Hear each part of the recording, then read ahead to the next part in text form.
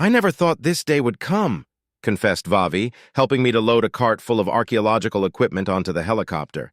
Attitudes throughout the base were jubilant today, with the final invasion of Temanian territory already underway.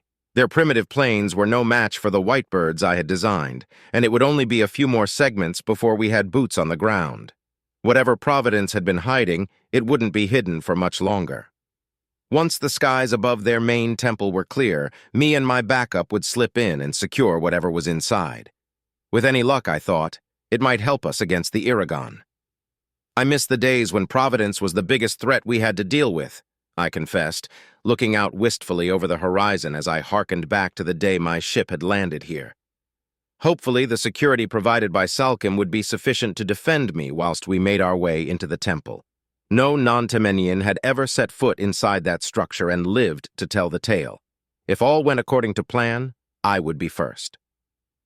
The Prime Minister said his genetically enhanced soldiers would be meeting us out here, I continued, effortlessly lifting one of the heavier boxes before setting it down with care inside my transport. They should be out any moment now. Precisely as I predicted, it was only about 5 minutes later that from behind us I heard 2 sets of footsteps unusually heavy for Kafel. "There you are, Andrew!" Chot's voice rang out.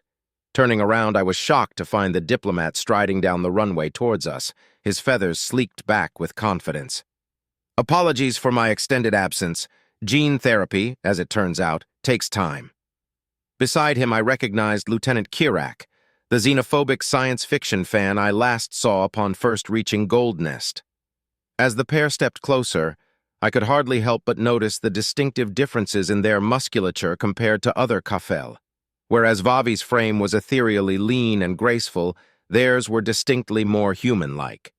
"Holy shit," I chuckled, watching as Kirak displayed his newfound strength by lifting a box too heavy for the average Kafel. Chot, on the other hand, opted against such a demonstration. "So that's what you've been up to lately?" "Indeed," Chot nodded, approaching our transport in a confident stride before clambering inside and seating himself in the back. Kirak was quick to follow his lead, similarly entering the vehicle and selecting a spot beside where I would be sitting. Loading up the remaining boxes with Vavi's assistance, our transport was cleared for takeoff mere minutes later by Salkim, who spoke to us over my radio. By the time we arrived in Providence territory, they would be too distracted by the general assault to prevent our transport from slipping into their primary temple. Before I could step aboard the helicopter, however, my hand was grabbed by Vavi as she pulled me close for a kiss. "Don't do anything stupid, please," she demanded with a mischievous trill before releasing my hands and allowing me to step aboard the vehicle. "I still need you here when all this is over." It was on that sweet, melodic note that our transport began its ascent skyward. Waving goodbye to Vavi as our helicopter began its journey, I was met by Chot and Kirak with looks of amusement and disgust, respectively. "I'm sorry," the lieutenant hissed, looking upon me as though on the verge of being sick. "You and the scientist are... Have you been... That's disgusting." "I don't see what's wrong with it." Chot shrugged, backing up my decision as though I needed someone to do so. Nevertheless, I could tell by the way Kirak subsequently scanned my body that he was contemplating how the hell such a relationship would work. Andrew and Vavi are both very much mature enough to make such a decision.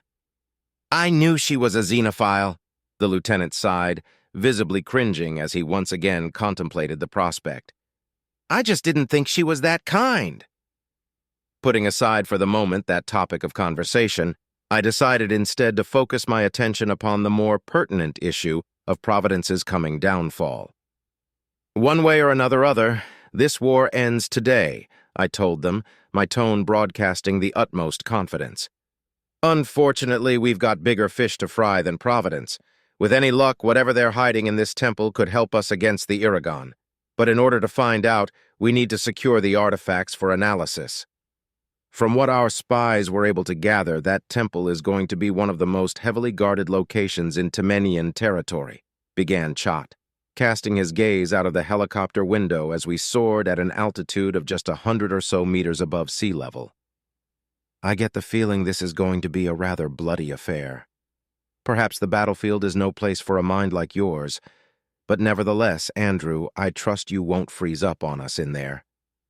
Inhaling a deep sigh of resigned understanding, I cracked my knuckles in preparation for their coming use. "Don't worry about me," I murmured, still unable to expel from my mind the sheer weight of my seemingly Herculean task.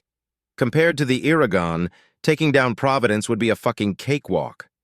I'm not afraid to paint the walls red, or more accurately, purple. Good to hear, Kirak affirmed rather enthusiastically, replicating my gesture as though still getting used to his genetically modified physique. "Hey, pilot, what's our estimated arrival time?"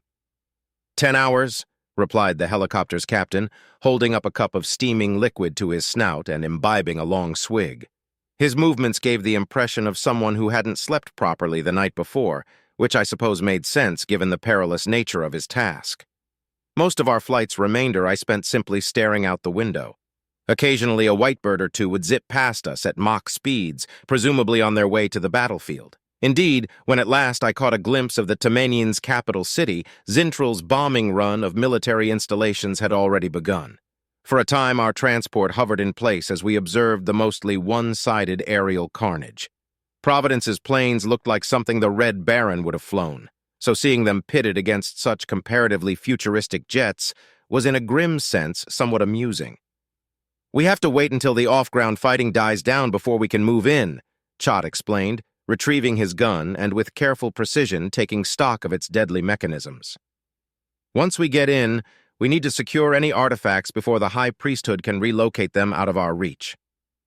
After another hour or so spent surveying the Temenian skies, most signs of aerial fighting had died down. From what I could derive from the pilot's radio chatter, over 50 Providence planes had been downed compared to only 2 of our own. At that point, with the city largely left wide open for an airdrop, it was time for us to move in.